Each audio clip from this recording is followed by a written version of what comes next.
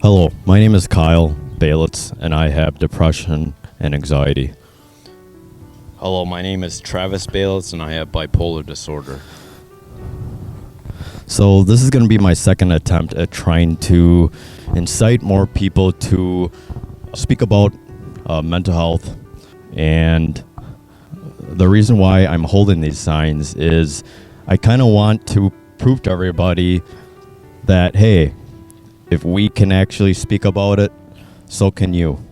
So I was speaking to a Korean Adoptee friend of mine. He works a lot with the psychology of Korean adoptees and helping them rehabilitate with their life. And some even had criminal records as well and severe mental health issues. And he was telling me a story that in Korea, there was this individual that ended up killing himself, and the parents were so ashamed, so stigmatized against their son that they actually tell people that the son actually died in a car crash. Now, I feel like this kind of represents a little bit in American society today.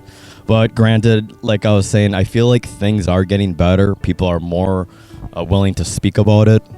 And there are more resources available for people dealing with mental health issues and suicide. So I think the problem with mental health is people are afraid talking about it because, one, it's not pleasant.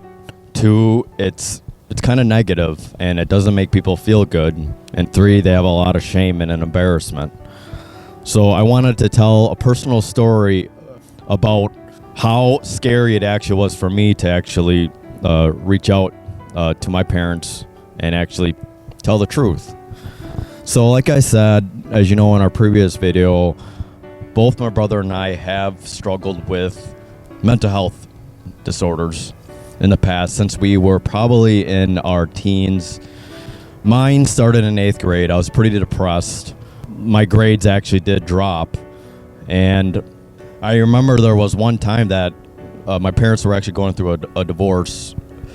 But there was actually one time that my mom actually invited a therapist because she kind of sensed something was wrong. But again, I had a lot of pride and I chose not to get help, and I kind of just denied it. And this is my biggest regret. My biggest regret when I was younger is not speaking about my mental health. And I feel like if I did, I wouldn't have struggled as much. And this is why I'm such a big believer. So I did not speak out until much later in my life, until I was in my late 20s. So throughout high school and college, we suffered from severe social anxiety and depression. And I think because of the lack of sleep and stress, I actually ended up developing psychiatric psychosis, including paranoia, where I actually believed people were actually talking about me. And this was pretty prevalent, this kind of thought disorder, throughout my youth. So I'll tell you a little bit about our education. We first begun our schooling at Wisconsin University of River Falls, and we took classes about 2 years. Again, we didn't really know what we wanted to do with our life.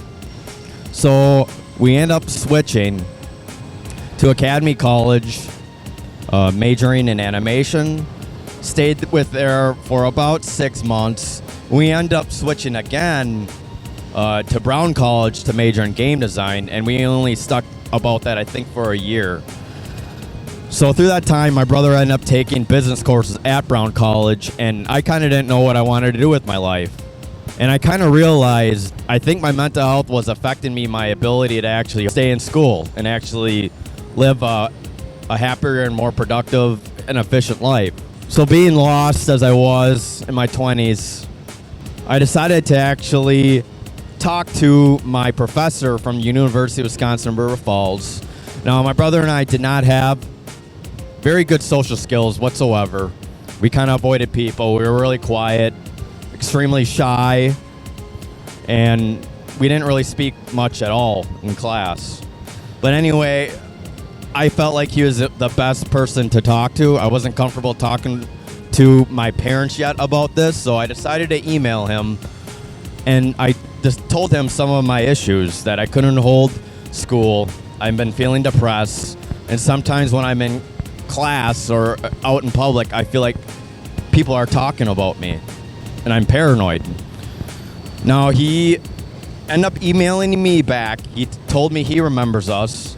I remember he tried talking to us one time, but we weren't really engaging much at all.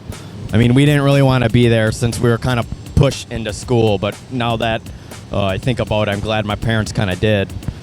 But anyway, he ended up telling me that he is only qualified as a business psychologist, but he did tell me that he thinks if there is something wrong, that I should not be afraid to reach out for help. So I end up forwarding the email to my parents, and my mom pretty much said, I'm sorry, that she kind of knew something was wrong with Travis and I. And through that, she ended up setting me up with a therapist. And I remember my dad ended up talking to me about it, and he came up to me. And this is what I'm trying to discuss, that I was extremely scared. I couldn't even talk to my parents. And that's kind of the irony, that sometimes the people closest to you, you're not really comfortable talking about your innermost intimate thoughts. But this kind of got the ball rolling, and I saw my therapist the first time. It was a female. I discussed to her about my issues. I was scared as hell, but I managed to get through it and I ended up seeing her frequently.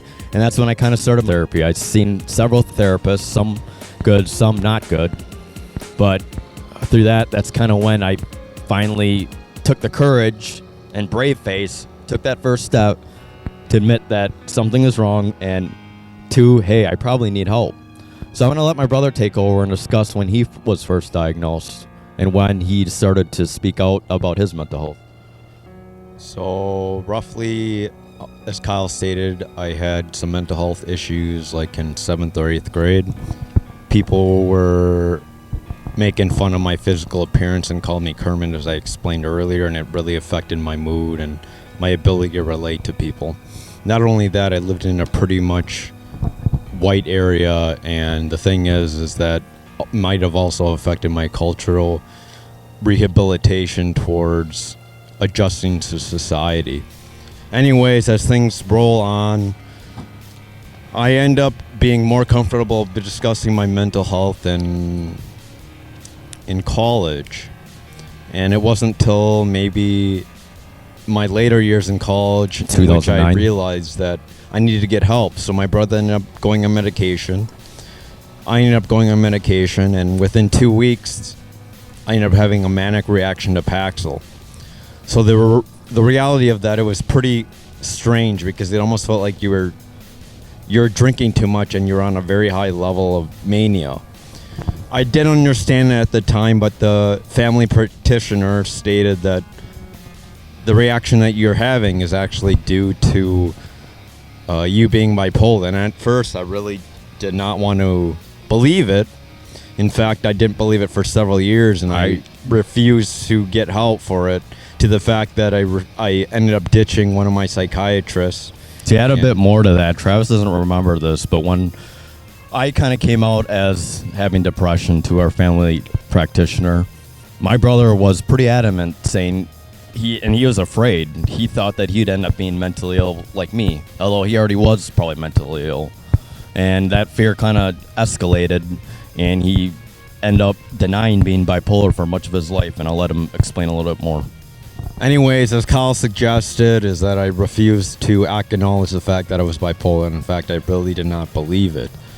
So because of that, I refused to get treatment, I refused to do therapy, I refused to stay on my medication, I refused to do partial hospitalization, which was probably beneficial to me.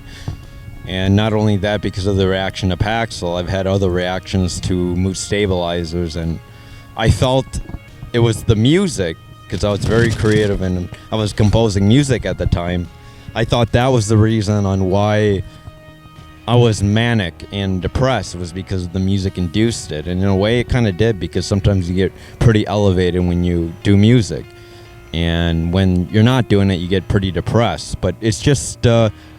it's sort of like a reaction to what was actually going on, which was the fact that I was bipolar. Anyways, I made my denial very lengthy, and it wasn't till 2012 where I decided, hey, maybe I need to at least try medication. So I was on lithium for maybe 5 or 6 years, and then all of a sudden things got really, really bad. So I ended up going on more medication, and because of that fact, I won't deny it, being on 9 different antipsychotics is extremely painful, grueling, and many times has induced my suicidal ideations. But at the same time, that experiment only made me adjust to the right medications later in the future. Anyways, I also want to discuss the fact about these trains.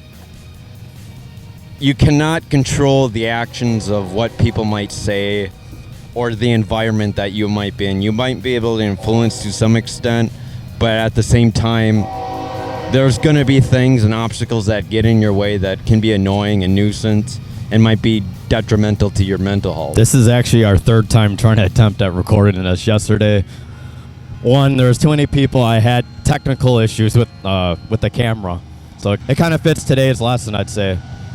Anyways, like I said, there's going to be things in your life like loud trains, and you cannot hear yourself talking about in a very important video. But at the same time, you have to realize this is kind of like the facts of life, the philosophy of life. And I want to say this. You might not be able to control your environment, but you do have the ability to control the reactions to that environment. So, because of that, I just want you to know you have full power and capability. You just have to believe in yourself that you can change. So I want to get that out because I feel like these noises are kind of a distraction to what we really want to get across. But at the same time, I feel it's necessary to understand that things will happen. And you just have to realize that you need to react in a way that is healthy and beneficial to your life.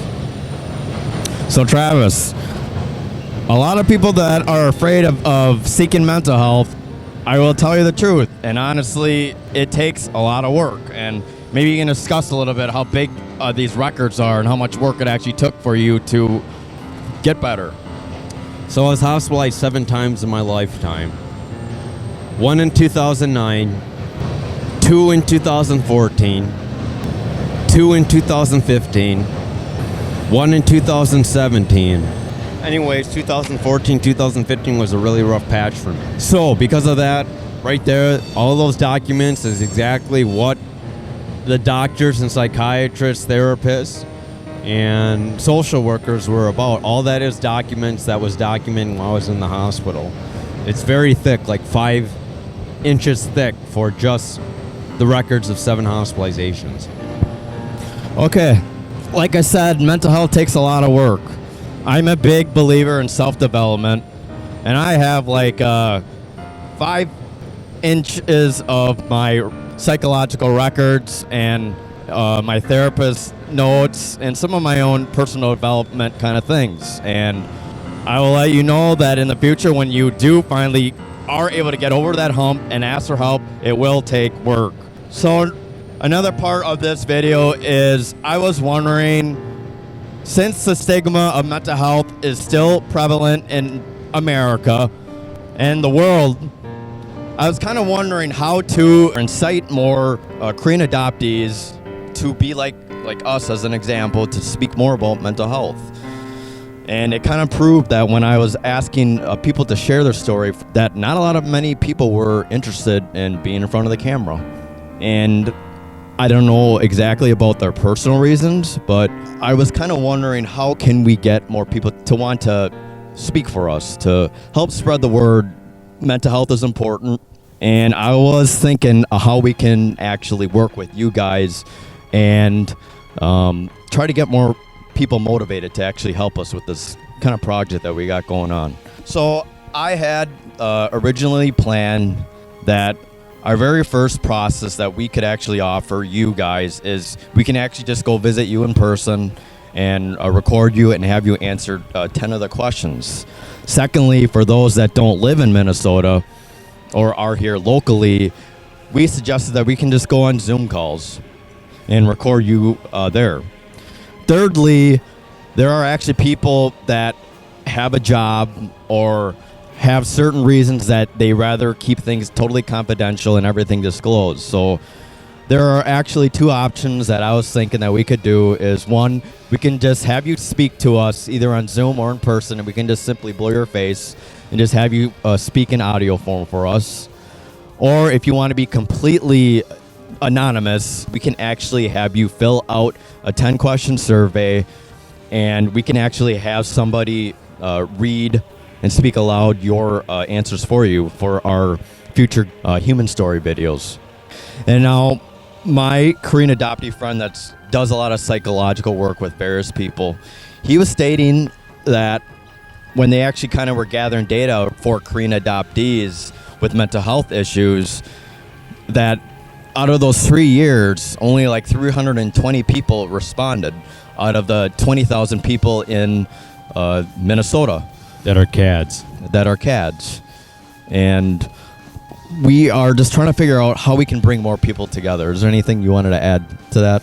I just want to say this is our third time doing the video, as Kyle stated. In fact, he was so nervous he felt like he had to redo it several times because there's a lot of people and it was really busy around here. So the truth is, it's not that we're not nervous, it's the fact that we have enough courage to get out there and speak about it, even if we do have that fear. Yeah, like I said, it really is about overcoming that fear, that first step, and kind of things in life.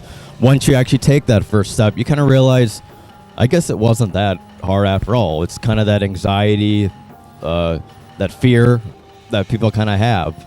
And sometimes in life, you just have to just take that first leap. And it would be great if we actually have more Korean adoptees on board with us so we can actually help people.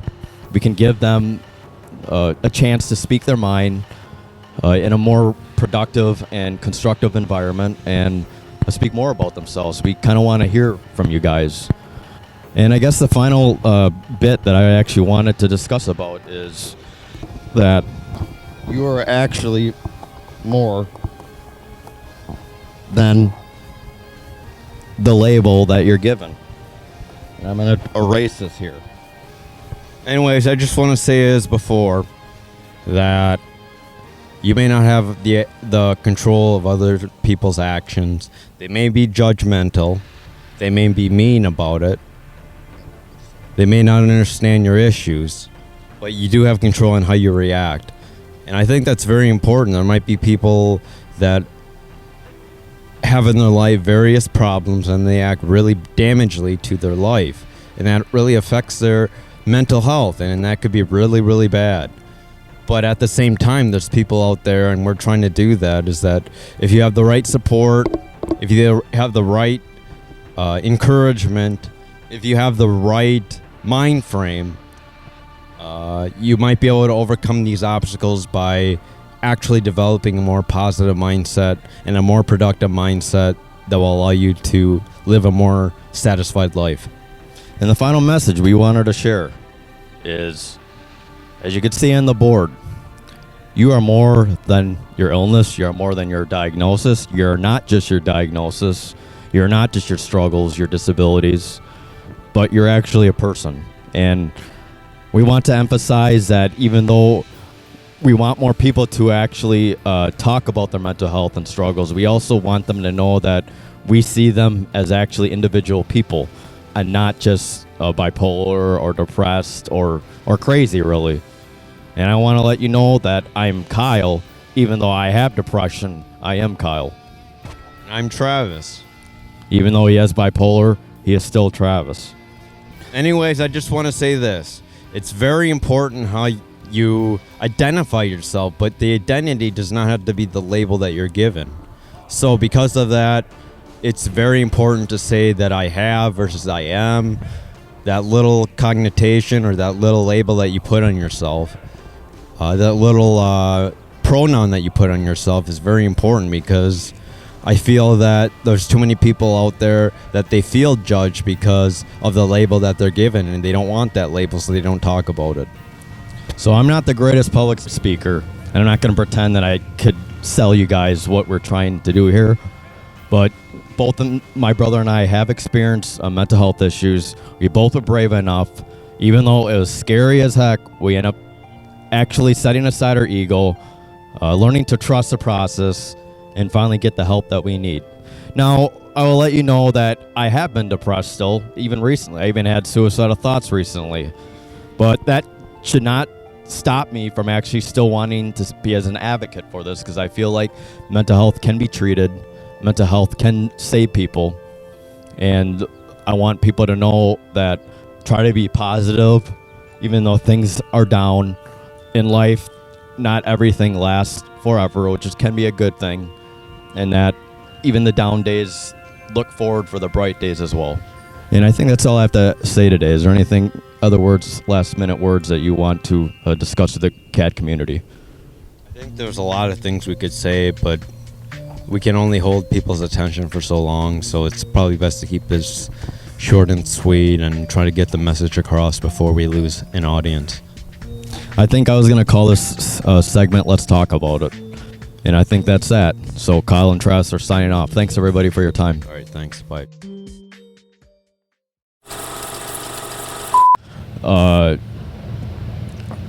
I regret not speaking about mental health. I regret. Are you just gonna cut it? Not. Let's wait. Yeah. It's actually not that loud in the video. I just want to wait till that goes a little bit. Hey everyone, this is Kyle and Travis with Korean AdopteeStories.